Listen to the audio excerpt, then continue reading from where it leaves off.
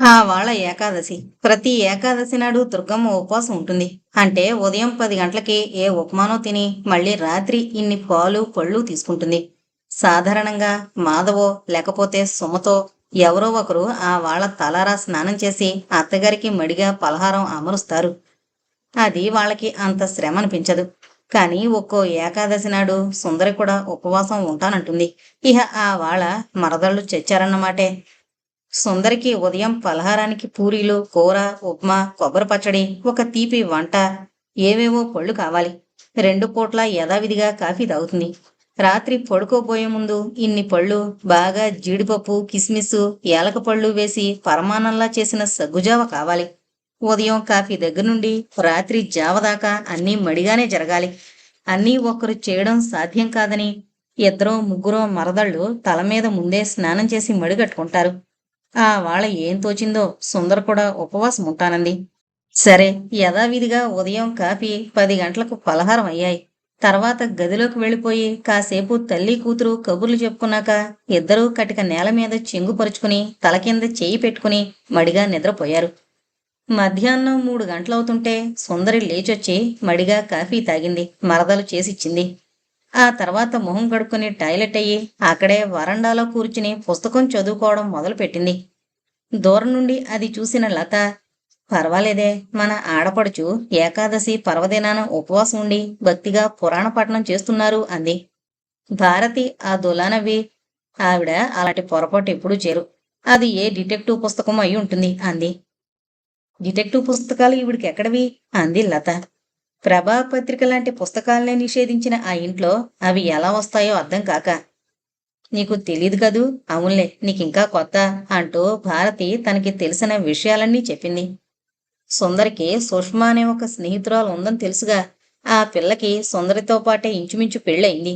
సుందరి మొగుణ్ణొదిలొచ్చిన 2 ఏళ్లకే సుష్మ వైదవ్యం నెత్తిన వేసుకుని పుట్టింట చేరింది.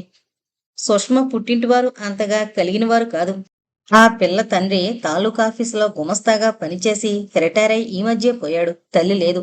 3 అన్నగారులు, వదినగారులు ఉన్నారు. అన్నగారులో కూడా అంతంత మాత్రం ఉద్యోగాలే. అందుకే సుష్మ ఇక్కడ స్కూల్లో టీచర్గా పనిచేస్తోంది.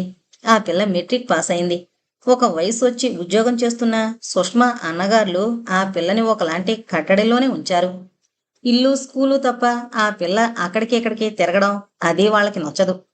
ముందు నుండి పెద్దవాళ్ళ కూడా పరిచయం ఉంది కనుక ఒక్క సుందర్ గారితో కబుర్లు చెప్పుకోవడానికి ఎప్పుడైనా రానిచ్చేవారు. అన్నగారులు, వదినగారులు, పిల్లలు అంతా సరదాగా సంతోషంగా కబుర్లు చెప్పుకుంటుంటే వాళ్ళల్లో ఎమడలేను అన్నట్టు వాళ్ళకి దూరంగా ఒంటరిగా మిగిలిపోయే సుష్మ తనదైన ఒక కాలక్షేపం హాబీగా పుస్తక పఠనం అలవాటు చేసుకుంది. అది కూడా మరీ ఎప్పుడైనా బోరు కొడితే సుందరి వాళ్ళ ఇంటికొచ్చి అందరితోనూ, అంటే కోడళ్లతో తప్ప మిగిలిన వారితో కాసేపు సరదాగా కబుర్లు చెప్పుకుని వెళుతుంటుంది. కోడళ్ళు సుష్మతో కబుర్లు చెప్పడం మొదలు పెడితే, సుష్మతోనే అనేంటి, ఎవరితోనైనా సరే వాళ్ళు ముచ్చట్లు పెట్టుకోవడం మొదలు పెడితే పని చేయడం ఎగవేయడమే కాకుండా ఇంటి రహస్యాలన్నీ వాళ్ళు బయట పెడతారని దుర్గమ్మకి, సుందరికి భయం. ఇప్పుడైతే వన్ వే ట్రాఫిక్ లాగా తామంతా కలిసి కోడళ్ల మీద నేరాలు చెప్పచ్చు. అందులో నిజం లేకపోయినా దాన్ని ఖండించేవారెవరూ అక్కడ ఉండరు. కోడళ్ళు ఆ పరిసరాల్లో ఉండరు కనుక. సరే, సుందరి కూడా తరచూ సుష్మా వాళ్ళ ఇంటికి వెళ్ళి ఆ పిల్లతో కష్టం సుఖం చెప్పుకుని వస్తూ ఉంటుంది. అలా వెళ్ళినప్పుడే సుందరికి సుష్మ చదివే పుస్తక పఠనంతో పరిచయం అయింది. తను చదవాలనుకుంది. కానీ సుష్మ చదివే ఇంగ్లీషు పుస్తకాలు చదవగలిగే శక్తి సుందరికి లేదు. పోనీ అంటే తెలుగు సాహిత్యం అయినా ఆమెకు అర్థమయ్యేది కాదు. ప్రయత్నించి చదవాలన్నా విసుగొచ్చేది. అందుచేత సులభంగా అర్థమయ్యి ఒకలాంటి థ్రిల్ కలిగించే డిటెక్టివ్ పుస్తకాలు, శృంగార సాహిత్యం తెచ్చిపెట్టమని సుష్మను అడిగింది. ఆ పిల్ల స్కూల్ లైబ్రరీలోనే కాకుండా ఇతరత్రా కూడా పుస్తకాలు సంపాదించుకుంటుంటుంది. సరే, సుందర కోసం అని మొదట సుష్మ అలాంటి పుస్తకాలు తేవడం మొదలుపెట్టింది. కానీ కొన్నాళ్ళకి సుందరి చదివే పుస్తకాల్లో సుష్మకు కూడా అభిరుచి కలగసాగింది. అయితే ఎన్నాళ్లు గడిచినా సుందరికి మాత్రం సుష్మ చదివే క్లాసిక్స్ మీద, సాహిత్యపు విలువలు కలిగిన పుస్తకాల మీద అభిరుచి కలగలేదు. ఎప్పుడు వెళ్ళినా ఇన్ని డిటెక్టివ్ పుస్తకాలు, చౌకబారు శృంగార సాహిత్యం మాత్రమే తెచ్చుకుంటూ ఉంటుంది ఇంటికి. అదే పుస్తకమో తెలియకుండా మరో పెద్ద పుస్తకం మడతలో పెట్టి చదువుకుంటుంటుంది. ఇవాళ ఏకాదశి పర్వదినాన అలాంటి డిటెక్టివ్ పుస్తకం చదువుకుని ఒకలాంటి తన్మయత్వంలో మునిగిపోయిన సుందరికి టైం ఎంత గడిచింది తెలియలేదు. పిల్లలు స్కూల్ నుండి, తమ్ముళ్ళు ఆఫీసుల నుండి వచ్చేశారు. ఇల్లంతా సందడిగా ఉంది. రమేష్, ప్రభాకర్, ఉషామణి స్కూల్కి వెళ్ళిపోతే వాళ్ళు వచ్చేదాకా ప్రకాష్, కిషోర్ బిక్కుబిక్కుమంటున్నట్లుగా ఇంట్లో మిగులుతారు. అందుకని వాళ్ళు స్కూల్ నుండి రాగానే ఒక్కసారి పంజరంలోంచి బయటపడ్డ పక్షుల్లా కిలకిల్లాడుతూ వాళ్లతో ఆటలు పాటలు మొదలు పెడతారు. ఏంటి వెదవగోలా అని పెద్దవాళ్లు కేకలేసినా అప్పటికి కాసేపు ఏడుపు మొహం పెట్టి మళ్ళీ అంతలోనే మరిచిపోయి నవ్వుతూ ఆటలకి అల్లర్లకి ఉపక్రమిస్తారు. బొత్తిగా పసిపిల్లలు కనుక వారికి పౌరుషం, కోపం, పగ లాంటివేమీ తెలియవు. ఆవాళ్ళు కూడా అలాగే నవ్వుతూ ఆటలాడుతూ పరుగులు పెడుతూ ఉన్న ప్రకాష్ హడావిడిగా వచ్చి సుందర మీద పడిపోయాడు. వాడి వెనకే పరుగు పరుగునొస్తున్న కిషోర్ ప్రకాష్ అత్తకాలు తగిలి పడిపోయాడు అన్న విషయం చోద్యంగా గమనిస్తున్నట్లు అలాగే నిలబడిపోయాడు. కింద పడిపోవడం వల్ల ప్రకాష్ నుదురు నేలకి తాకి కాస్త బొప్పి కట్టింది. అయినా ఆటల సందడిలో అది కూడా లెక్క చేయకుండా వాడు చటుక్కున లేచి పారిపోయాడు. కాని అంతలోనే సుందరి రాక్షస హస్తం వాడి జబ్బ గట్టిగా పట్టుకుని తన దగ్గరగా గుంజుకుంది. సుందరి కళ్ళల్లో నుంచి నిప్పులు రాలుతున్నాయి. అది చూడగానే ఆ పసివాడి సగం ప్రాణాలు గాలిలో ఎగిరిపోయినట్లు వాడు బికముఖం వేశాడు. వాడిని కదలకుండా చేత్తో గట్టిగా పట్టుకుని సుందరి పురాణం విప్పింది. ముష్టి వెదవా, నీకు కళ్ళు కనిపించడం లేదట్రా? గుడ్డివాడివైపోయావా? నిజంగా గుడ్డివాడివైపోయినా తీరిపోయేది.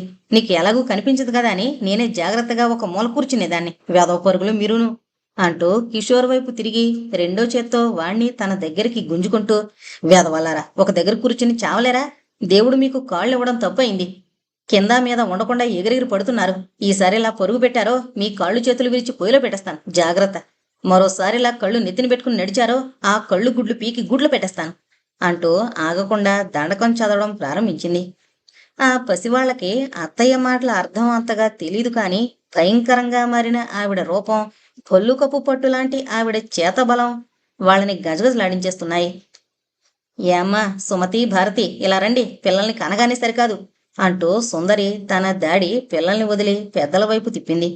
వంటగదిలో నుండి ఆ గొడవంతా వింటున్న మాధవి వాళ్ళు బయటికి రావడానికి కూడా ధైర్యం లేని వాళ్ళలా అక్కడే ఉండిపోయారు. తమ పిల్లల్ని ఆడపడుచంటున్న మాటలకి కడుపులో కలిచివేసినట్లయ్యి భారతి, సుమతి కళ్ళంట నీళ్లు పెట్టుకుంటూ కసిగా పొళ్ళు నూరుకుంటున్నారు. తను ప్రత్యేకం పేరు పెట్టి పిలిచినా కూడా ఒక్క మరదలైనా వచ్చి తన ఎదురుగా నిలబడకపోయినందుకు సుందరికి మరీ ఉడుకుమోత్తను వచ్చింది. ఇంకిది పని కాదని, ఒరే కేశవ, నారాయణ, మాధవ, ఇలా రండి అంటూ గోవు కేకలు వేయడం మొదలుపెట్టింది. అప్పటిదాకా ఆ గొడవంతా వీధి గదిలోకి వినిపిస్తున్నా చిన్నపిల్లలు చేసిన అల్లరికి అక్కయ్య గారు వాళ్ళని ఏదో దండిస్తోందిలే అని సరిపెట్టుకుని కూర్చున్న మగవాళ్లు ఆవిడ తమ పేర్లు పెట్టి పిలవడంతో ఏదో కొంపు మునిగిపోయినట్టే పొరుగు పొరుగునొచ్చి ఆవిడ ముందు హాజరయ్యారు. వాళ్ళని చూస్తూనే తన చేతిలో ఉన్న ఇద్దరు చంటి విధవల్ని వాళ్ళ మీదకు ఒక తోపు తోసి, ఇదిగో, మీ పిల్లలకే బుద్ధి చెప్పుకుంటారో మీ పెళ్లాలకే బుద్ధి చెప్పుకుంటారో మీ ఇష్టం. కుక్కలు పిల్లల్ని కన్నట్లు పిల్లల్ని కనగానే సరికాదు, వాళ్ళని కాస్త అదుపులో పెట్టుకోవాలి. గుంట విధవలు మరీ ఒళ్ళుపై తెలియనట్లు ఎగిరేరు పడుతున్నారు.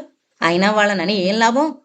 ఇన్నేసేళ్ళొచ్చినా వాళ్ళ తల్లిదండ్రులకే బుద్ధి లేకపోయాక, ఇదిగో ఇప్పుడే చెప్తున్నాను, ఆ తర్వాత నా మీద లేనిపోని నిష్ఠురాలు వెయ్యొద్దు. ఎవరి పిల్లల్ని వాళ్ళు ఈ క్షణం నుండే అదుపులో పెట్టుకోండి. లేకపోతే మరోసారి ఇలాంటి పని చేశారంటే నిజంగానే వీళ్ల తాట ఒలిచేస్తాను అని చెప్పి రొసరొసలాడుతూ అక్కడి నుంచి లేచి నూతివైపు వెళ్లిపోయింది సుందరి మళ్లీ స్నానం చేయడానికి. ఆ వాళ్ళ ప్రకాష్, కిషోర్ వాళ్ళ తండ్రుల చేత తిన్న దెబ్బలు అన్నీ ఇన్ని కావు. పసివాళ్లని వాళ్ళలా కొట్టి చంపేస్తున్నా ఆడవారెవరూ ఆ చుట్టుపక్కల కూడా వెళ్ళలేకపోయారు. కళ్ళంట నీరు పెట్టుకుంటూ వదినగారిని మనసులోనే లక్ష శాపనార్థాలు పెట్టుకుంటూ ఆ వంటగదిలోనే ఉండిపోయారు. పిల్లల మీద తమ ప్రతాపం చూపించాక ఆ మగధీరులు వంటగదిలో కూడా వచ్చి ఆడవాళ్లను కూడా నోరు నొప్పి పుట్టేదాకా తిట్టి అవతలకు వెళ్ళిపోయారు. ఆ గాలి దుమారమంతా పూర్తిగా వెలిసిపోయింది. అందరూ అవతలకి వెళ్ళిపోయారు అని నిర్ధారించుకున్నాక లత మెల్లిగా తోటికోడలతో అంది, చిన్నపిల్లలు పొరపాటున తనని ముట్టుకున్నందుకు ఎంత గొడవ చేసింది బాబు ఈవిడ అని. ఆ పిల్ల గుండెలింకా అదిరిపోతూనే ఉన్నాయి. కాళ్ళు చేతులు గజగజలాడుతున్నాయి. ఈ ఇంటికొచ్చాక ఇలాంటి వాటన్నిటికీ అలవాటు పడిపోవాలి అంది భారతి విరక్తిగా నవ్వుతూ. పసిపిల్లల్ని, మన కళ్ళ ముందు పుట్టిన వారిని చేతనైతే నోరారా దీవించాలి, లేకపోతే ఊరుకోవాలి. అంతేకాని కళ్ళు పీకేస్తాను, కాళ్ళు విరిచి పొయ్యిలో పెట్టేస్తానంటూ అవేం తిట్లు బాబు. అలాంటివి వినాలంటేనే మనసు విలవలాడిపోతుంది అంది లత జాలిగా చూస్తూ. ఎలాంటి మాటలైనా విని భరించగలిగే శక్తి మనకి దానంతటా అదే వచ్చేస్తుందిలే ఈ ఇంట్లో. ఇవాళ ఆవిడన్న మాటలకే ఎంత ఇదైపోతున్నాం. ఒక్కోసారి ఇంకా ఎంత భయంకరంగా మాట్లాడుతుందో తెలుసా? తానేమో ఉదయం జాము పొద్దెక్కిందాకా నిద్రలేవదు. ఈ పసివెదవలేమో చీకటితో లేచి బుద్ధిగా చదువుకోవాలట. ఒకవేళ ఆవిడ లేచేసరికి వీళ్ళింకా నిద్రపోతూ ఉంటారనుకో, అప్పుడు ఏమంటుందో తెలుసా? వాళ్ళంతా చచ్చిన శవాల్లా పడున్నారట. ఒక వారం లేదు, వజ్యం లేదు, నోటికి ఎంత మాటొస్తే అంత అనిస్తుంది అని సుమత అంటుంటే ఆవిడననుకుని లాభం లేదు. ఆవిడకంత అధికారం ఇచ్చిన ఈ మగాళ్ళదే తప్పు. ఆవిడలా తిడుతుంటే అదేంటక్కయ్యా అని వీళ్ళు ఒక్కసారి ఆవిడ్ని కాస్త కంట్రోల్ చేస్తే ఎంతగా విజృంభించేది కాదు. ఆవిడ అన్న మాటలు వింటూ పైనుండి వాళ్ళు కూడా ఆమె ఎదురుగా పిల్లల్ని మమ్మల్ని కేకలేస్తుంటే ఆవిడికి మనం ఇంకా లోకువైపోమా? అంది లత రోషంగా. సరే, మనవాళ్ళ మాటే చెప్పుకోవాలి. ఈ ఇంటి మగవారి ప్రతాపమంతా భార్యల మీద అధికారం చెలాయించడానికి తప్ప మరెందుకు పనికిరాదు. ఊరిలో సంగీతోత్సవాలు భారీ ఎత్తున జరగబోతున్నాయని తెలిసింది. హైదరాబాదులో ఇలాంటి ఉత్సవాలు జరిగితే సాధారణంగా లత వెళ్లకుండా ఉండేది కాదు. మరి ఇక్కడ పద్ధతులు అవి చూస్తే తనని పంపిస్తారో లేదోనని భయంగా ఉంది. అయినా ఒకరోజు తోటి కోడలంతా కూర్చుని కబుర్లు చెప్పుకుంటుండగా తన మనసులో మాట బయట పెట్టింది లత. ఏమో బాబు, ఒకనాడు సినిమాకి వెళ్లాలంటేనే పెద్ద గొడవ అయిపోతుంది ఇక్కడ. అలాంటిది వారం రోజుల పాటు వరుసగా ఆ పాట కచేరీలు వినడానికి వెళ్ళనిస్తారా? అంది మాధవి. నువ్వు మరిదిగారిని అడిగి చూడు, ఏమంటారో అంది సుమతి.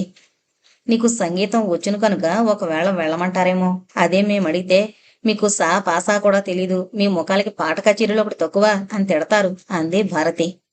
నీ పుణ్యమా అని ఆంధ్రం వెళ్ళడానికి పర్మిషన్ సంపాదిస్తేవా? కోపస్థ మండూకల్లాంటి ఈ జీవితాన్నిండి నుండి కాసేపైనా విముక్తి పొంది మేము ఆ బయట ప్రపంచాన్ని చూస్తాం అంది సుమతి. ఎంత మాటన్నావక్కయ్యా. అందరికోసమూ కాకపోతే నా ఒక్కదాని విషయం అడుగుతాననుకుంటున్నావా? ఇంతకీ మీ మరిదిగారు ఇష్టపడినా బావగారులకి కోపం రాదు కదా అని లత అంటుంటే ముందు అడిగి చూడు, ఆ తర్వాత మిగిలిన విషయాలు అంది మాధవి. ఆ వేళ గోవిందరావు చాలా సంతోషంగా ఉన్నాడు. తన ఆఫీసులో జరిగిన ఏదో విశేషాన్ని గురించి అప్పటిదాకా తల్లికి, అక్కగారికి, అన్నగారులకి వివరించి చెప్పి వాళ్ళంతా కడుపులు చేత్తో పట్టుకుని పడి పడి నవ్వుతుంటే తనంత తెలివైనవాడు, ప్రయోజకుడు మరొకడు ఈ భూ ప్రపంచంలో లేడు అన్నంత గర్వంగా తనని చూసి తానే పొంగిపోతున్నాడు. ఆ గదిలోని ఆ నవ్వులు పక్కపక్కలు యువతలు కూడా వినిపిస్తూనే ఉన్నాయి. ఏంటి బాబు అంతలా నవ్వేసుకుంటున్నారు? ఈ ఇంట్లో మనుషులకి ఏమొచ్చినా విపరీతమే. రవంత చికాకు కలిగితే చాలు మూడో కన్ను తెరిచేసి రంకెలు వేసేస్తారు. ఇప్పుడు మరిదేంటో అని మాధవి వాళ్ళు అనుకుంటుంటే ఈవాళ ఈయన మూడు బాగున్నట్లుంది. త్యాగరాజ ఉత్సవాలకు వెళ్లడం గురించి ఈవాళే అడిగేస్తాను అనుకుంది లత పక్క దుప్పటి దులిపి సరిగ్గా వేస్తూ. మరి కాసేపటికి గోవిందయ్య నవ్వుకుంటూ గదిలోకొచ్చాడు. తను అడగదలుచుకుంది ఎలా మొదలు పెట్టాలా అని ఆలోచిస్తూ దిండు గలేబుల మీద ఎంబ్రాయిడరీని చూస్తూ కూర్చుంది లత. గోవిందికి అంతదాకా నవ్వి నవ్వి ఆయాసం వచ్చినట్లుంది. గొంతు కూడా తడారిపోయినట్లుగా ఉండి కంఠం మీద చేత్తో రాసుకుంటూ కాసిన్ని మంచినీళ్ళి అన్నాడు. లత మరచెంబులో నీళ్లు గ్లాసులో కొంచి అతనికి అందిస్తూ ఇవాళ చాలా ఖుషీగా ఉన్నట్లున్నారే అంది. ఇవాళ ఒక తమాషా జరిగింది, చెప్తాను విను.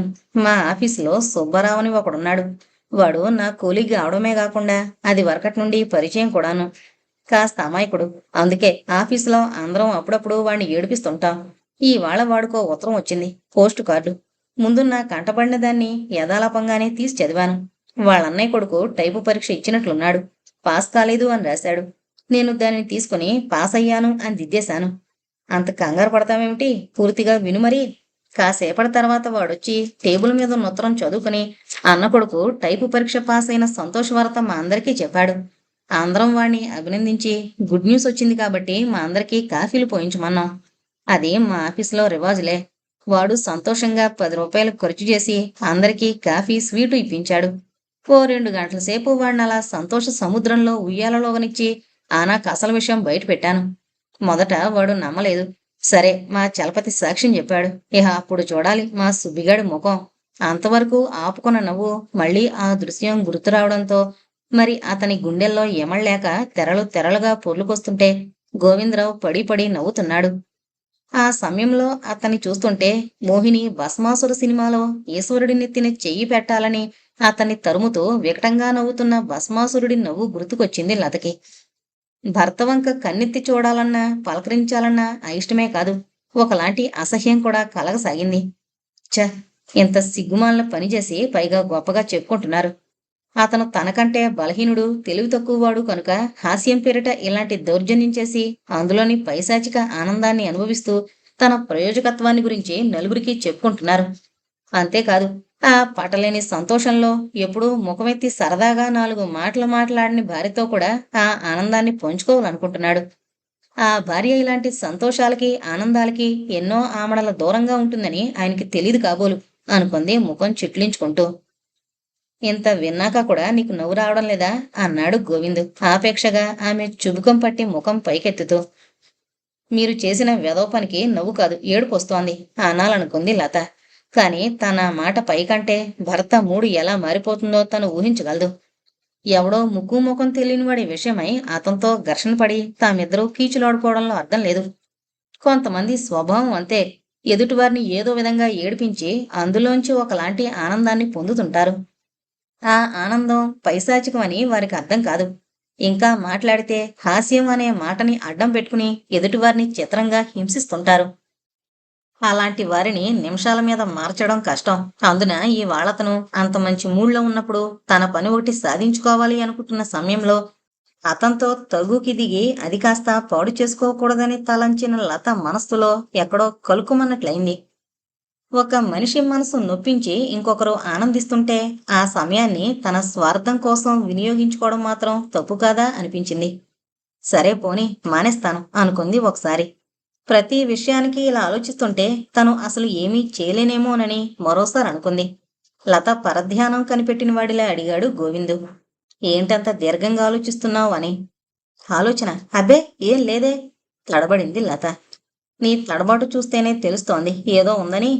ఒక్క క్షణం మౌనంగా ఉండిపోయింది లత. మీ పుట్టింటికి వెళ్లాలనుందా? ఒక్కసారి కళ్ళెత్తి అతని వంక చూసింది లత. నిజమే, తను పెళ్ళయి వచ్చిన తర్వాత మళ్ళీ ఇంతవరకు పుట్టింటికి వెళ్ళలేదు. అయినా ఆడదానికి పుట్టింటికి వెళ్లాలనే ఒక కోరిక తప్ప మరే కోరిక ఉండదనుకుంటారా ఈ మగవాళ్ళు అనుకుంటూ. నేను ఒకటి అడగాలనుకుంటున్నాను, మీరు కాదనకూడదు. చూసావా, నీ మనసులో మాట నేను ఎంత బాగా కనిపెట్టేశాను. మొదట లేదు లేదు అని దబాయించావు అన్నాడు గోవిందు నవ్వుతూ. అదోలా నవ్వింది లత. నా మనసులో మాట కనిపెట్టేశారట. ఎంత గర్వంగా చెప్పుకుంటున్నారు. నిజమే, భార్య పెదవి విప్పి ఏ మాట చెప్పనక్కర్లేకుండానే ఆమె మనసులో మాటని, కోరికని అర్థం చేసుకుని దానిని అక్షరాలా జరిపించే మగవారు అక్కడక్కడా ఉంటారు. కాని ఆ అదృష్టానికి ఆడది ఎంత పుణ్యం చేసుకుని పుట్టాలో తనకు అలాంటి అదృష్టం లేదని పెళ్ళైన కొత్తలోనే తెలిసిపోయింది. మనసులో మాట అర్థం చేసుకోక్కర్లేదు, కనీసం నోరు తెరిచి అడిగినప్పుడైనా అది తీరిస్తే చాలు అనుకుంది. అదేదో చెప్పడానికి ఎంతసేపు అడిగించుకుంటావు, నాకు నిద్రొస్తోంది అన్నాడు గోవిందు ఆవలిస్తూ విసుగ్గా. వచ్చే వారం నుండి మన ఊరిలో సంగీతోత్సవాలు జరుగుతున్నాయి కదా అంది లత ఒక్కొక్క అక్షరమే కూడబలుక్కుంటున్నట్లు. అతని విసుగు చూస్తుంటే అసలు అడగకూడదు అనిపించింది. కాని అయితే అన్నాడు గోవిందు. ఊరిలో పెళ్ళైతే కుక్కలకి హడావిడి అన్నట్లుంది అతని ధోరణి. మేమంతా వెళదామనుకుంటున్నాం గబుక్కున అనేసింది లత. వినకూడదేదో వింటున్నట్లు కళ్ళు వెడల్పు చేసుకుని విస్మయంగా తీక్షణంగా చూశాడు గోవిందు భార్య వంక. నాకిలాంటి పాట కచేరీలంటే చాలా ఇష్టం. మా ఊరిలో సాధారణంగా జనవరి నెలలో జరిగేవి. సంక్రాంతి పండక్కి నేను మా ఊరు వెళ్ళినప్పుడు ఏకంగా ఆ సంగీత సభలయ్యాకే రావాలనుకున్నాను. ఈలోగా అనుకోకుండా ఈ ఊరిలో వీళ్ళిప్పుడే ఏర్పాటు చేశారు. ఈ సమయంలో అయితే పెద్ద పెద్ద విద్వాంసులు రావడానికి వీలుంటుంది. చాలా మంది వస్తున్నారట కూడాను. ఏదో మనకి తోచిన డొనేషన్ ఇవ్వడమే కాని మనిషికింత అనే టిక్కెట్లు అవి ఏమీ కొనుక్కోనక్కర్లేదట. అది సరే, నీకు ఈ వివరాలన్నీ ఎవరు చెప్పారు? ఏదో కొంప మునిగిపోయే అనర్థం జరిగినట్లే అడిగాడు. ఉషా వాళ్ళు స్కూల్ నుండి వస్తుంటే ఈ కార్యక్రమం కాగితాలు పంచిపెడుతున్న ఒక అతనెవరో ఇచ్చాడట. అది చూసాం. అక్కయ్య వాళ్ళంతా కూడా సరదా పడుతున్నారు. వాళ్ళు పెళ్ళై ఈ ఇంటికొచ్చి ఇన్ని సంవత్సరాలయ్యింది కానీ ఇంతవరకు ఎప్పుడూ ఇలాంటి చోటకి వెళ్ళలేదు. నువ్వే వాళ్ళని ప్రయాణం చేసుంటావు. నేను ప్రయాణం చేయడం ఏమిటి? అందరం సరదాగా వెళదాం అనుకున్నాం. అయినా ఇందులో తప్పే ఉంది? నీళ్లు కారిపోతున్నట్లుగా అంది. నీ దృష్టిలో తప్పు లేకపోవచ్చు. ఊరిలో అందరూ ఆడవాళ్లు వెళ్ళడం లేదా అని కూడా నువ్వు అడగచ్చు. కానీ మా ఇంటి పద్ధతి మాది. ఈ ఇంటి కోడళ్ళింతవరకు ఇలాంటి చోటికి వెళ్ళడం అన్నది ఇంతవరకు జరగలేదు. ఎప్పుడైనా ఏదైనా ఒక మంచి సినిమా వస్తే వెళ్ళడం వేరు. ఇలా బహిరంగంగా సంగీత సభలకి, సాహిత్య సభలకి వెళ్ళడం వేరును. నీకేదో కాస్త సంగీతం వచ్చునన్న సంగతి నాకు తెలుసు. అయినా అంత మాత్రం చేత నువ్వు అడిగావు కదా అని పంపించడం మాత్రం నా వల్ల కాదు. ఎంతవరకు ఈ ఇంట్లో మా అన్నయ్యలెవరూ చేయని పని నేను చేయలేను. నిర్మోహమాటంగా, నిరాభిమానంగా అతను అలా చెప్పుకుపోతుంటే తల వంచుకుని చేతివేళ్లు చూసుకుంటూ ఉండిపోవడం తప్ప మరేం చేయలేకపోయింది లత. ఆమె మనసులో 3 ఏళ్ల కిందటి సంఘటన ఒకటి మెదిలింది. ఆ సంవత్సరం ఒక అసోసియేషన్ వారు ఎప్పట్లాగే సంగీత సభలు ఏర్పాటు చేశారు. ఒకనాటి ప్రోగ్రాంకి మద్రాసు నుండి ఒక ప్రముఖ సంగీత విద్వాంసురాలు రావాల్సింది. ఆ వాల్టి ప్లేన్లో ఆవిడ దిగుతుంది అన్న వేళకి ఒక టెలిగ్రామ్ వచ్చింది.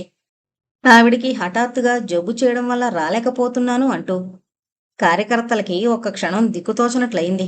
పై ఊరు నుండి పిలిపించే ఆర్టిస్టులను కాక ఊరిలో ఉన్న కాస్త విద్వత్తు ఉన్నవారినందరినీ తమ సభల్లో పాడడానికి అదివరకే మాట్లాడుకోవడం అయిపోయింది. ఇంకా కొంతమంది మిగిలిన్న వాళ్ళని అలా ఆఖరి నిమిషంలో వెళ్ళడిగితే ఒప్పుకోరు సరికదా. మొదట కార్యక్రమం ఫిక్స్ చేసుకున్నప్పుడు మా పాట పనికొచ్చింది కాదు. మేమేదో స్టాండర్డు లేనివారం అన్నట్లు మిగిలిన వారి ప్రోగ్రాం ఏర్పాటు చేసుకున్నారు. ఇప్పుడు ఇలాంటి గండకత్తిరి వచ్చి పడింది గనుక మేం గుర్తొచ్చామని ముఖం మీదే అడిగేస్తారు.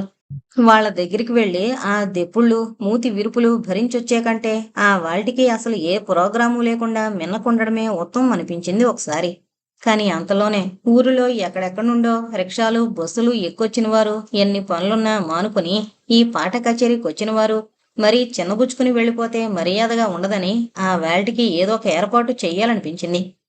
అది వరకు రేడియోలోనూ చిన్న చిన్న కచేరీలలోనూ పాడి అంతో ఇంతో ప్రతిభుంది అనుకున్న వారికన్నా బొత్తిగా అనుభవం లేని ఎమ్మెచ్యూర్స్ని తీసుకొచ్చి పాడిస్తే బాగుంటుంది అని తోచింది. వాళ్ళు బాగా పాడలేరని శ్రోతలకి ముందే తెలుసు కనుక వారు ఆశాభంగం చెందడం అనేది ఉండదు. ఏదో కాసేపు కూర్చుని ఈ విద్యార్థులకి ప్రోత్సాహం ఇస్తున్నట్లు వారి పాట విని వెళ్ళిపోతారు అనుకున్నారు. మ్యూజిక్ కాలేజీ ప్రిన్సిపాల్ని కలుసుకుని ఇతర సంగీతం మాస్టర్లతో సంప్రదించి ఎలాగైతేనేం మధ్యాహ్నం 3 గంటలకి ఒక అరడజను మందిని సెలెక్ట్ చేశారు. 3 అబ్బాయిలు 3 అమ్మాయిలు. వాళ్ళు మాకు ప్రాక్టీస్ లేదు, స్టేజ్ మీద అది వరకు ఎప్పుడూ పాడలేదు అని భయపడుతుంటే వాళ్ళ బెదురంతా పోగొట్టి ఎలాగో సాయంకాలం 6 గంటలకి వాళ్ళని తయారు చేశారు. ఆ 6గురిలో లత కూడా ఒకతే.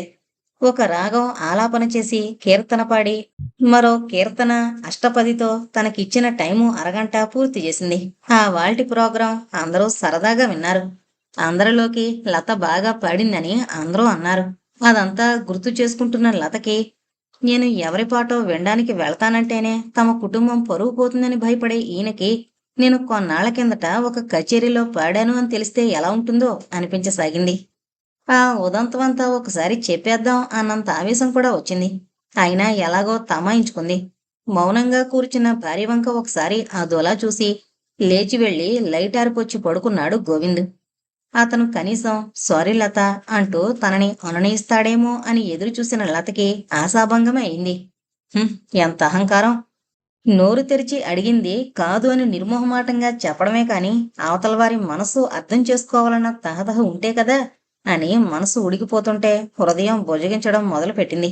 ఇలాంటి వాటిలోనే రాజీ, అదే కాంప్రమైజ్ కావాలి అంటూ ఒక నిట్టూర్పు విడిచి కళ్ళు మూసుకుని పడుకుంది లత. ఆ వాళ్ళ ఆదివారం. సాధారణంగా మిగిలిన రోజుల్లో మగవాళ్లు ఉదయం 10 గంటలకి భోంచేసి ఆఫీసులకు వెళ్ళిపోతారు. మధ్యాహ్నం ఆఫీసు క్యాంటీన్లలో ఏదైనా తింటారు. సాయంకాలం ఇంటికొచ్చాక మరోసారి కాఫీ తాగి రాత్రి భోజనం చేస్తారు. అందుచేత టిఫిన్ చెయ్యాలి అన్న ప్రసక్తి ఉండదు. సుందరి మాత్రం బజార్ నుండి ఇంత మిఠాయి బూందీయో కారపూసో తెప్పించుకుని డబ్బాల్లో పోసుకుని తన గదిలో పెట్టుకుని మధ్య మధ్య కరకరలాడిస్తుంటుంది. సెలవు రోజుల్లోనూ ఆదివారాల్లోనూ విధిగా ఇంట్లో ఏదో టిఫిన్ తయారు చేస్తారు. మగవాళ్ళు కూడా ఇంట్లో ఉంటారు కనుక. ఆ వేళ చీకటితో లేస్తూనే సుందరి చిన్న మరదలు లతతో చెప్పింది, మధ్యాహ్నం ఇడ్లీ చేయండి, ఒక అర్ధశీరం మినపప్పు నానబోయ్, నువ్వు భారతి కలిసి పప్పు రుబ్బండి, చిరుసగం పప్పుకి సరిపడే ఇడ్లీ రవ్వ కూడా నానబోయ్ అని. సరే అని లత అలాగే చేసింది. మరి కాసేపున్నాక 2 వాయిల పప్పు రుబ్బింది కూడా. ఇంతలోనే భారత్ వచ్చింది తన వంతు పప్పు రుబ్బాలని. ఇవాళ నీ ఒంట్లో బాగుండలేదన్నావు, నేను రుబ్బేస్తాలేక్కయ్యా, నువ్వు వెళ్ళి పడుకో అంది లత. నయమే, అర్ధసేరు పప్పు నువ్వు రుబ్బగలవా, నాకిప్పుడు బాగానే ఉందిలే అని భారతి లత చేయి పట్టుకుని లేవదీయబోతుంటే మాధవ్ వచ్చింది అక్కడికి. మీరెవరూ వద్దు, నా వంట పని అయిపోయింది, నేను రుబ్బుతాను అంటూ. అదేంటి, వంట అయిపోతే మాత్రం ఇంకా ఎవరి భోజనాలు కాలేదుగా, వడ్డం చేయొద్దు, నువ్వెళ్ళు, నేను ఈ పని చేస్తాను అంది భారతి అడ్డం వస్తూ. వడ్డం చేయడానికి అక్కడ సుమతుందిలే, రాత్రంతా తలనొప్పంటూ బాధపడిందానివి, నువ్వు రాకెక్కడికి, వెళ్ళు, కాస్త రెస్టుగా పడుకో అని భారతిని వారించి మాధవే పనికి ఉపక్రమించింది. చేసేది లేక భారతి అక్కడే పీట వాల్చుకుని కూర్చుంది, కణతలు ఒత్తుకుంటూ. లత మరేవో సవరింపులు చూస్తోంది. అంతలోనే అగ్గిరాముళ్ళో వచ్చేసింది సుందరి. నీకు నేనేం చెప్పాను? ఈ పని భారతి లత చేస్తారు, నువ్వు ఇందులోకి రావద్దని చెప్పానా లేదా? మరి మళ్ళీ నువ్వెందుకొచ్చావు? అంత పని నేనే చేస్తున్నాను అనే గొప్ప నీకు రావాలనా? అంది గట్టిగా అరుస్తూ. అది కాదండి అంటూ ఏదో చెప్పబోయింది మాధవి. నువ్వేం చెప్పనక్కర్లేదు, నాకంతా తెలుసు. ఈ మధ్య నా మాట అంటే అసలు లక్షణం లేకపోయింది మీ అందరికీ అంటూ సుందరి గొంతు చించుకుంటుంటే ఆ హడావిడికి దుర్గమ్మ, నలుగురు కొడుకులు అక్కడికొచ్చేశారు. ఏంటేంటంటూ. చూడమ్మా, నీకు తెలుసుగా, పొద్దుటే నేను భారతికి లతకి ఈ పని చేయమని చెప్పాను అంది సుందరి తల్లితో. అవును, నేను అలాగే చేయమన్నానుగా అంది దుర్గమ్మ ఇటు అటు కోరచూపులు చూస్తూ. చూడు మరి వీళ్ళేం చేస్తున్నారో. ఆ భారతేమో ఇప్పటిదాకా కాళ్ళు జాపుకొని అక్కడ కూర్చుంది, నన్ను చూసి గబుక్కొని లేచిపోయింది. ఈ మాధవేమో మగవాళ్ళకి వడ్డనాది అయినా చూడకుండా వచ్చి ఈ పనిలో చేయి పెట్టింది.